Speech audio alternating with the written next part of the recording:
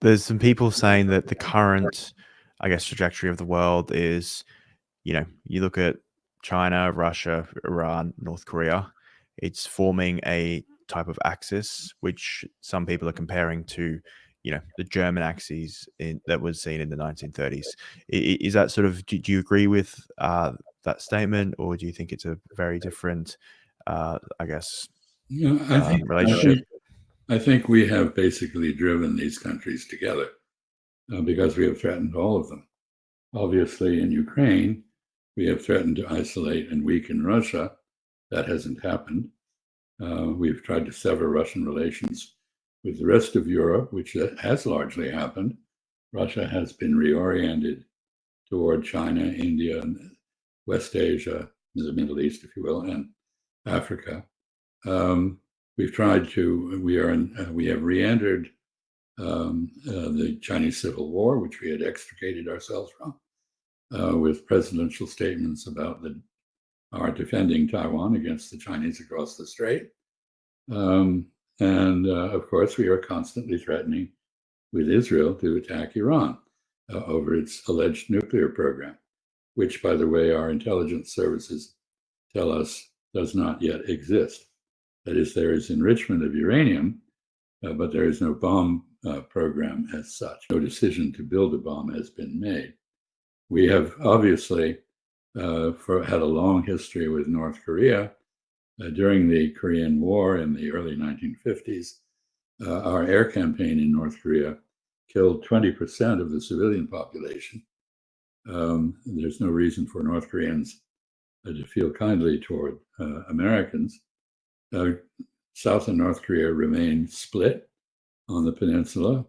North Korea has taken its own sad course. I think it is probably the most totalitarian and oppressive society on the planet. And we have essentially driven it and Russia together by escalating the war in Ukraine to the point where the Russians wanted not only munitions, but were open to the idea of North Korean troops getting combat training in real combat on the Ukrainian frontier. Each of these countries is reacting defensively. And this is enacting what political scientists call the security dilemma.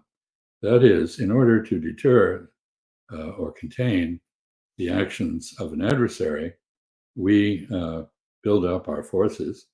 The adversary sees that as preparation, not as a defensive move, but as preparations for a possible attack, and beefs up its own forces.